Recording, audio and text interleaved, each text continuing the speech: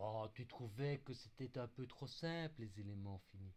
Alors, un petit challenge pour toi, une petite réflexion à intégrer sur un élément vraiment quelconque. T'as vu? Là, je voudrais intégrer sur un maillage sphérique, sur la sphère. Et donc, je dois calculer le jacobien entre un triangle curviligne sur une sphère et le triangle parent. Comment est-ce qu'on le calcule? Ah, c'est quoi exactement le sens du jacobien localement? Ici, le jacobien ne va plus être une constante. Regarde bien, je prends un point quelconque de mon élément que je transforme. Ici, par exemple, c'est un quadrilatère. Je transforme un quadrilatère quelconque en un carré. Et comment est-ce que je calcule le jacobien? Le jacobien qui ne sera plus constant dans ce cas-ci. Eh bien, regarde bien. Je prends deux petits vecteurs du triangle ou du carré par avant ici. Un dxi et d'état. C'est ça qui me donne un élément d'air. Et je regarde comment il est transformé quand j'applique une transformation entre cet élément-ci, là, ce triangle-ci, et ce triangle-là. Ok? Tu vois ces deux triangles?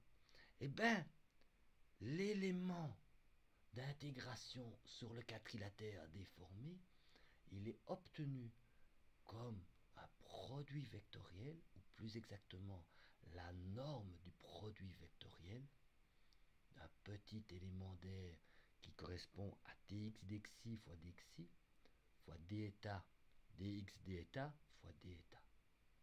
C'est ce qu'on appelle le jacobien de la transformation. Ah, ce petit calcul, tu réfléchis encore? C'est le challenge pour notre première séance de travaux pratiques. Tu regardes ce transparent, tu dois l'avoir bien compris pour notre première prochaine séance d'exercice. Bon alors, un maillage, c'est quoi exactement? Eh bien, j'ai mis la définition mathématique d'un maillage. Tu prends un domaine oméga, tu le divises en une série de petits sous-domaines oméga E, donc tu as un grand oméga, et on dit que le grand oméga, attention, oméga c'est un ouvert, et donc si je mets oméga bar, hein, donc oméga c'est un ouvert, chaque élément fini oméga E c'est aussi un ouvert, pilou pilou, et tu vois, un maillage c'est diviser le domaine de calcul oméga en une série d'éléments qui ne se recouvrent pas. Et regarde bien comment je dis, c'est la fermeture d'oméga et l'union de la fermeture de tous les éléments, mais l'intersection de tous les éléments entre eux, n'oublie pas, c'est des ouverts, c'est toujours le vide, sauf si les deux éléments sont les mêmes. Okay? C'est la définition mathématique d'un maillage, c'est-à-dire je prends un domaine, hein, comme ça, voilà, tu prends un domaine comme ceci, et tu le divises en petits triangles comme ça. C'est ça, définir un maillage. Ça peut être des triangles, mais ça peut être aussi des quadrilatères. Voilà, ça c'est un maillage de quadrilatères. Voilà, un quadrilatère comme ça, comme ceci, comme ça, comme ça. Ça c'est aussi un maillage. Et donc tu vois, un petit élément, ça c'est un élément, ça c'est un élément. Ok, l'élément, on l'appelle, on va lui donner un petit nom comme ça. Cet élément-là, c'est un oméga E. Cet élément-ci, c'est un oméga. Ok? Maintenant, on commence à petit rentrer dans la technologie du bazar. Alors fondamentalement, un maillage, c'est quoi? Ben, il faut donner les coordonnées des nœuds. Les nœuds, c'est quoi? Ben, c'est ces points-là. Ça, c'est ce que j'appelle les nœuds. Ou plus exactement, c'est ce qu'on va appeler plus tard les sommets. Ok? Donc, ceci, c'est ce que je vais appeler les sommets. Voilà, voilà, voilà. Ça, c'est mes sommets. Ok? Donc, je dois donner, pour définir mathématiquement, informatiquement mon maillage, je dois donner les coordonnées des nœuds. Je dois donner un tableau d'appartenance des triangles. Ah ouais, parce que tu vas voir, il faut maintenant spécifier comment un triangle est défini. Et un triangle, il est défini par ces trois sommets. Et on a deux quantités classiques qui définissent un maillage. C'est le nombre de nœuds du maillage et le nombre d'éléments. Alors vous voyez que j'ai mis ça dans une structure, C, dans lequel je mets un tableau LM de taille variable, un tableau de double précision grand X, bah ça va être les coordonnées grand X, un tableau de double précision Y dans lequel je vais mettre les coordonnées Y des nœuds, et puis deux entiers qui me disent le nombre d'éléments, le nombre de petits triangles et le nombre de nœuds. Aussi simple que ça, c'est la structure. Ok? Alors tu vas me dire comment est-ce qu'on génère un maillage? Ben ça, c'est le rôle de logiciel tel que GMSH, un truc fait par mon copain Jean-François et son pote Christophe Guezen et des tas d'autres gens qui se sont impliqués dans ce super projet. Mais ça, c'est pas le sujet du cours d'éléments finis. Ouais, Jean-François vous dira peut-être un petit mot par-ci par-là. Donc, ici, on va pas parler de comment on a construit ce joli maillage, on va simplement vous dire qu'on l'a reçu, en général sous la forme d'un fichier de maillage. Ok? Bon, alors, pour être un peu précis, j'ai fait un maillage très très simple. Voilà. C'est quoi concrètement un maillage? Ben voilà, là, c'est un maillage hyper simple. Donc, tu vois, j'ai un certain nombre de triangles définis par des sommets. Donc, tu vois, le triangle numéro 1 qui est ici. Voilà, ça, c'est le triangle numéro 1. Il est là. Et il est caractérisé par ces trois sommets, comme ça. Le triangle, hein, tu vois, ça c'est le triangle numéro, celui-ci. Tu vois que le triangle numéro 2, il est... Alors, tu vas me dire, oui, mais comment est-ce qu'on cite les sommets? Alors, le principe de base en élément fini, c'est on cite les sommets en tournant de manière anti-horlogique dans le triangle. Donc, tu vois, le triangle numéro 2, tu peux le définir par rapport à ces trois sommets. Hein, on va mettre les trois sommets ici. Ça, c'est le triangle numéro 2. Voilà, voilà. Tu vois le triangle numéro 2. Il a trois sommets, le 3, le 4 et le 2. Alors, on peut le décrire de trois manières différentes. C'est soit de citer, hein, pour le triangle 2, voilà, le triangle 2, soit tu cites 3, 4, 2, soit tu cites 2, 3, 4, soit tu cites 4, 2, 3. Hein, on peut, le premier élément, le premier nœud que tu cites, ça peut être quelque chose. Par contre, tu dois toujours les citer dans un ordre anti-horlogique. C'est ça le principe. Ok?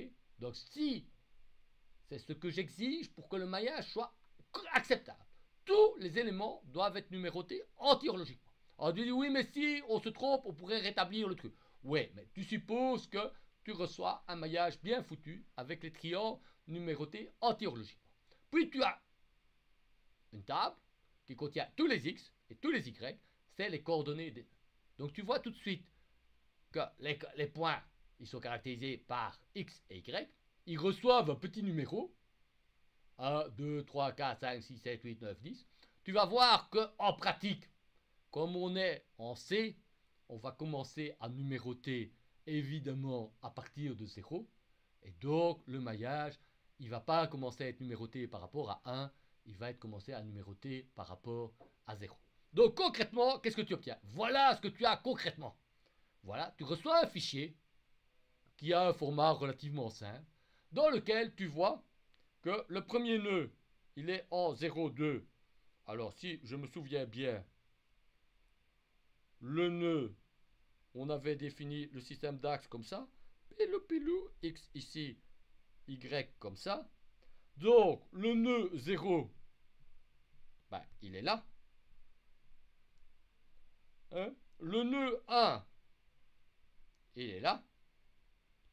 Le nœud 2, il est là. Et le triangle 1, le triangle 0, ça, c'est le triangle 0, il est ici. Ok? Tu vois, c'est piece of cake. Ici, tu te dis, oui, mais je voudrais savoir comment on génère ces éléments. Tu t'en fais pas.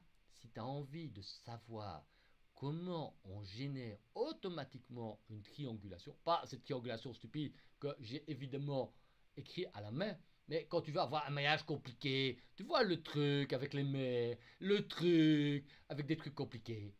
Ça, on explique à un autre cours que tu pourras suivre l'année prochaine si tu choisis ça comme cours à option.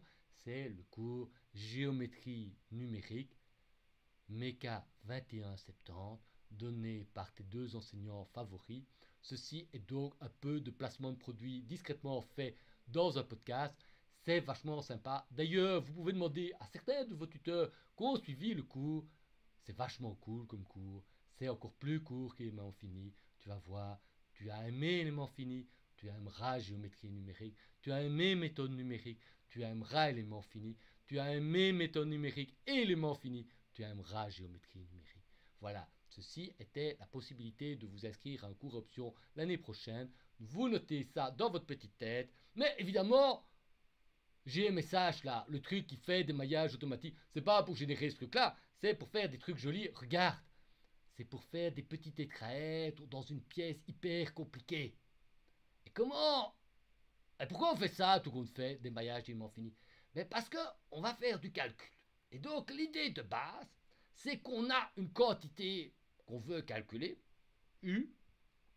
Hein, donc ça, c'est par exemple la température dans cette pièce complexe. Ça ressemble à une sorte de moteur ou je sais pas quoi. Et donc ça, c'est la température exacte. Et on va chercher une solution numérique. Donc ça, c'est la solution numérique. Pilou, pilou, j'ai pas bien fait ça. Solution numérique. Voilà, voilà, voilà. Numérique. Essaye de te concentrer, Gamino, sinon je raconte n'importe quoi. Et tu regardes, ça ressemble exactement à ce qu'on a fait en méthode numérique. On va l'écrire comme une somme de valeurs nodales inconnues. Ah ouais, tu vois, les valeurs au nœud du maillage, et même à d'autres endroits, et des fonctions de base qu'on a choisies a priori. Ah, il y en aura un grand nombre de fonctions de base, tu vas dire. Et il va falloir toutes les programmer à la main. Non, tu vas voir, on va trouver une astuce. Donc, c'est ça le principe de base des éléments finis. C'est ce qu'on a expliqué dans la saison 1. Je remplace U par UH. UH, il appartient à un sous-espace des espaces de solution. Et ce sous-espace, il est défini avec des fonctions de base définies a priori. Alors, quelles sont ces fonctions de base définies a priori? Vous allez voir, ce sont des polynômes par morceau à support compact. Tu voudrais en savoir un peu plus sur ces fonctions taux de J qui en élément fini portent le joli nom de fonction de forme? Eh ben, reste à l'écoute, c'est ce qu'on racontera à l'épisode 4. Be patient, nos aventures continuent.